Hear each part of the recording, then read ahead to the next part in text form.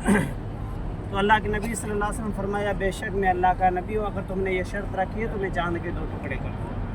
اللہ کے نبی صلی اللہ علیہ وسلم نے جب یہ ارشاد فرمایا تو ابو جہل نے پورے مکے والوں کو اکٹھا کیا کہ آج مسلمانوں کے نبی کا جادو معاذ اللہ آسمان کے چاند پر کیسے چلے گا، آسمان کا چاند آپ کی بات کیسے مانے گا، اور چاند 2 ٹکڑے اگر نہیں ہوا تو ہم سارے لوگ مل کر کے مذاق بنائیں گے۔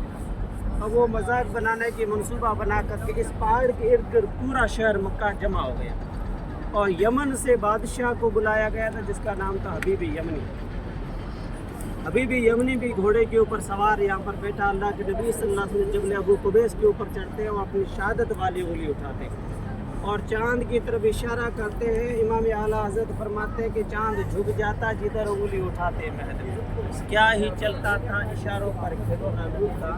میرے نبی نے چاند کی طرف شہادت والی انگلی سے اشارہ کیا، چاند 2 ٹکڑے ہو گئے۔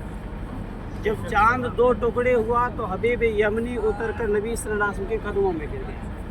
نبی تو جہاں صلی اللہ علیہ وسلم نے فرمایا، حبیب یمنی نے کہا کہ میں نے اپنے دل سے مان لیا، جب سے میں نے آپ کے چہرے کو دیکھا تھا اس وقت مجھے یقین ہو گیا، میں مان چکا تھا کہ یہ چہرہ کسی جھوٹے کا نہیں، یہ چمکتا چاند سے بھی بہتر جو چہرہ ہے، اتنا خوبصورت چہرہ یہ کسی جھوٹے کا نہیں بلکہ اللہ کے سچے نبی کا ہو سکتا ہے۔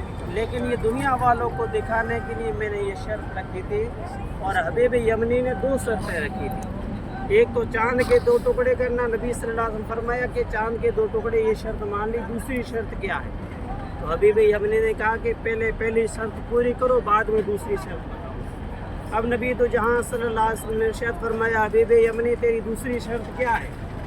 تو حبیب یمنی ابھی بولنے والے تھے، میرے آقا نے ارشاد فرمایا رک جا، تیری دوسری شرط کیا ہے وہ میں خود بتا دوں۔ حبیب یمنی کہنے لگا یا رسول اللہ میرے دل میں ابھی تک میں نے کسی کو بتایا نہیں، میں نے دل میں صرف سوچ رکھا کہ میں دوسرا سوال یہ کروں گا۔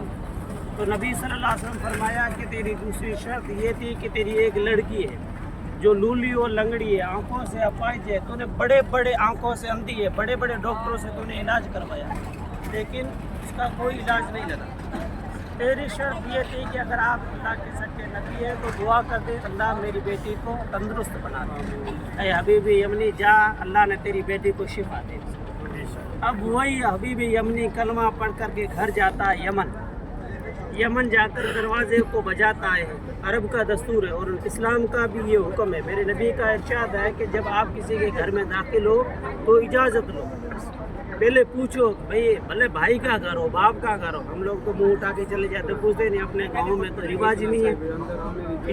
حکم یہ ہے کہ گھر کچا ہو کہ پکا، کسی کے گھر میں داخل ہو تو پہلے پوچھو میں آ سکتا ہوں یا نہیں آ سکتا ہوں۔ تو حبیب یمنی نے جب دروازے پر دستک دی تو وہی بیٹی جو اپائی تھی آ کر دروازہ کھولا، اور دروازہ کھولتے پڑا لا الہ الا اللہ محمد رسول اللہ۔ حبیب یمنی نے کہا اے بیٹی یہ کلمہ کہاں سے ملا اور تو تندرست کیسے ہوئی؟ کہا بس رات میں اندھیری چاندنی رات تھی، ایک ہاتھ نکلا، اس ہاتھ میرے جسم کے اوپر پھرا اور مجھے کہا کہ بیٹی تیرے ابا کو میں نے مکہ میں کلمہ پڑھا دیا، تو یہاں پر کلمہ پڑھ کر مسلمان ہو جا، اشہد ان لا الہ الا اللہ و اشہد ان محمد